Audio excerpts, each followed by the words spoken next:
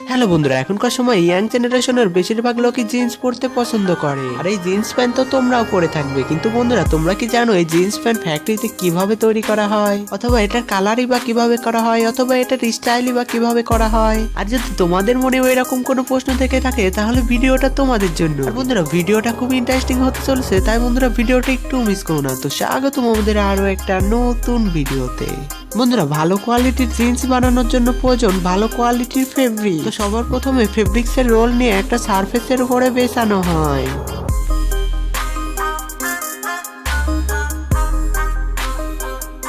তো ফেব্রিক্স এর কিছু লেয়ার বসানোর পর এটার উপরে মার্কিং করা হয়।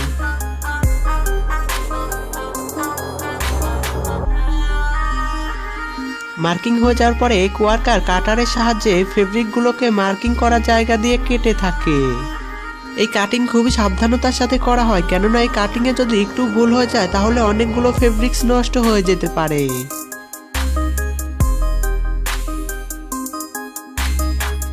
তারপরে এই ফেব্রিক্স এর টুকরাগুলোকে আলাদা আলাদা সাইজের হিসাবে জমা করা হয়ে থাকে।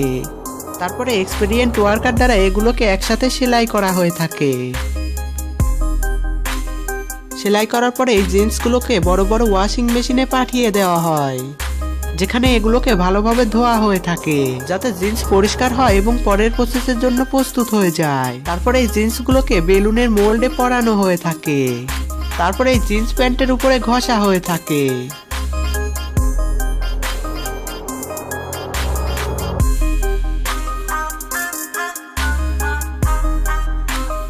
তারপরে নেক্সট প্রসেসে জিন্সের উপরে কালার স্প্রে করা হয়।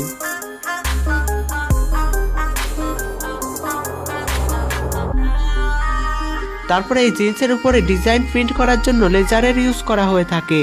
এই লেজার কম্পিউটার দ্বারা কন্ট্রোল করা হয়, যার কারণে পছন্দ অনুযায়ী ডিজাইন জিন্সের উপরে প্রিন্ট করা হয়।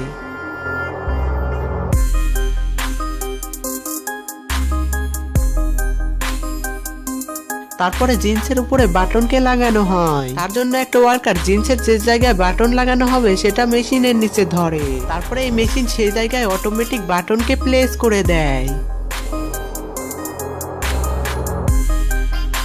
তারপরে এই জিন্সকে প্যাক করে বিক্রির জন্য প্রস্তুত করা হয়। আর বন্ধুরা এই জিন্স ম্যানুফ্যাকচারিং প্রসেস তোমাদের কেমন লেগেছে অবশ্যই বন্ধুরা কমেন্ট করে জানিও। বন্ধুরা ভিডিওটি ভালো লাগলে একটি লাইক করে দিও এবং এমন সব ইন্টারেস্টিং ভিডিও পাওয়ার জন্য চ্যানেল সাবস্ক্রাইব করে নিও। আর বন্ধুরা ভিডিওটা অবশ্যই শেয়ার করে দিও। আর বন্ধুরা নেক্সট তোমরা কি সম্পর্কে জানতে চাও সেটাও অবশ্যই কমেন্ট করে জানিও।